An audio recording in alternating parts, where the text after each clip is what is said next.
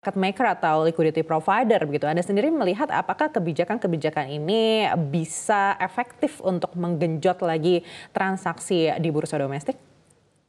Ya, market maker maupun liquidity provider ini kan di-provide oleh SRO dalam hari ini Bursa Efek ya. Tentunya dengan telah mengalami kajian-kajian yang lebih mendalam, di mana tujuannya kalau menurut saya adalah bagaimana meningkatkan jumlah transaksi baik dari volume maupun frekuensi, sehingga bisa menjadi alternatif pasar yang menarik buat para investor. Nah, tentunya kebijakan-kebijakan seperti ini perlu diadakan namanya kajian secara mendalam dan juga sosialisasi secara terstruktur. Dalam arti misalnya bagaimana terkait dengan infrastrukturnya, terkait dengan sistem dan lain-lainnya, dan kesiapan juga dari para AB-nya, sehingga ini bisa bisa mensukseskan target dan tujuan dari Bursa Efek dalam menerbitkan aturan-aturan ini. Baik, tapi Anda sendiri menilai apakah anggota bursa ini sudah siap dengan kebijakan ini jika nanti diimplementasikan di kuartal 4 2024? Jadi kalau menurut saya memang sejak kuartal 3 ini kita sudah harus sama-sama dengan Bursa Efek untuk saling berdiskusi lah ya, terkait tadi kesiapan dari infrastruktur dari perusahaan efek terlebih dahulu ya kan, dan juga terkait dengan sosialisasi kepada market yang ada. Nah, apabila ini dilakukan secara kontinu dan intensif, menurut saya ini bisa memberikan suatu warna tersendiri buat pasar modal Indonesia. Baik, tapi dari Aldira Cita sendiri apakah bersedia untuk menjadi salah satu penyedia layanan? Kebetulan di kami transaksi layanan ekuitas itu memang tidak terlalu banyak dibandingkan obligasi, Bu.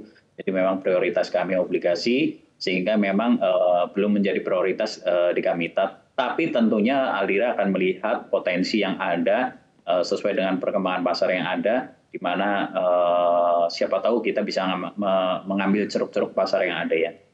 Baik, Anda sendiri menilai risikonya sebesar apa Pak Rudi dengan adanya layanan short selling ini untuk sekuritas?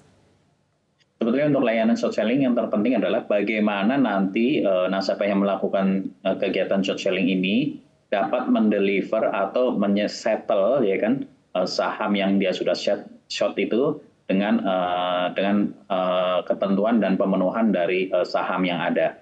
Jadi ada beberapa hal yang bisa dilakukan, misalnya contohnya adalah kita meningkatkan sarana dan prasarana melalui SLA, Securities Lending and Borrowing-nya, SLB Securities Lending and Borrowing, sehingga di mana masyarakat atau investor yang melakukan transaksi ini apabila sampai terjadi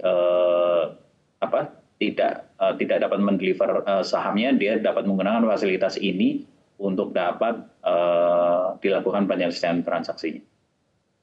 Baik, tapi dari segi sekuritas sendiri apakah membutuhkan investasi tambahan jika ingin menghadirkan layanan short selling dan juga market maker ini?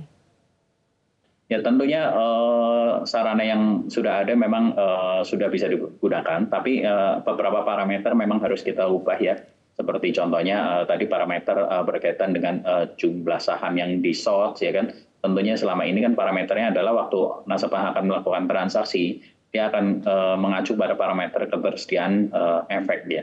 Nah, dalam hal ini beberapa parameter tersebut yang memang harus kita modifikasi sehingga bisa dilakukan transaksi short selling ini. Baik, jika dibandingkan dengan negara-negara lain yang juga sudah menerapkan kebijakan ini, Anda melihat apa saja yang harus diperhatikan oleh regulator?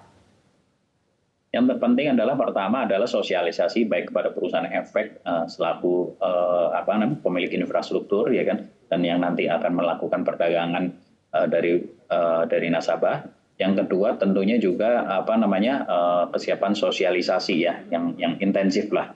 Ya, saya rasa segala sesuatu apabila disosialisasikan dan dikomunikasikan dengan baik, itu akan dapat menghasilkan sesuatu yang baik pula. Dari segi investor seperti apa? Karena kita tahu juga banyak sekali investor kita ini yang mungkin masih terbilang muda begitu, dan apabila sosialisasinya belum maksimal, risikonya sebesar apa untuk investor?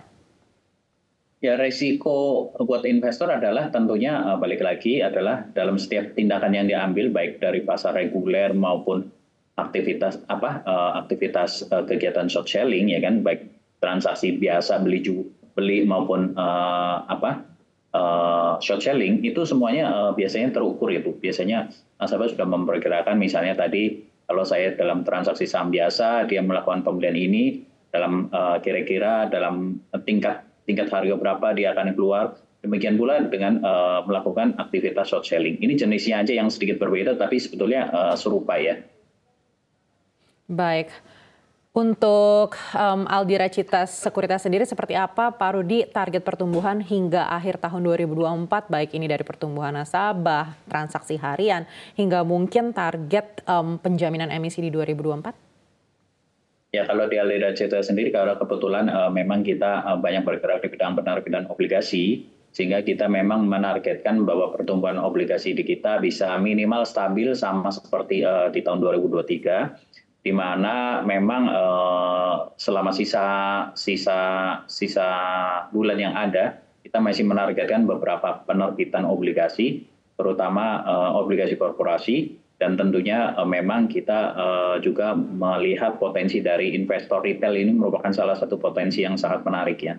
Sehingga memang bagaimana obligasi korporasi ini bisa dimiliki oleh para investor retail dengan tingkat nominal yang memadai buat para investor.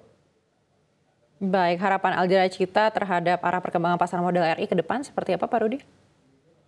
Ya, tentunya saya rasa sebagai emerging market yang ada, sebagai pasar modal yang sedang bertumbuh, saya rasa pasar modal kita juga akan semakin meningkat. Tapi tentunya semua ini melalui proses yang ada, baik dari tadi penerbitan aturan-aturan, sosialisasi, dan tentunya adalah implementasi atas hasil yang sudah diterapkan ya. Hasil yang sudah diterapkan, kita lihat bagaimana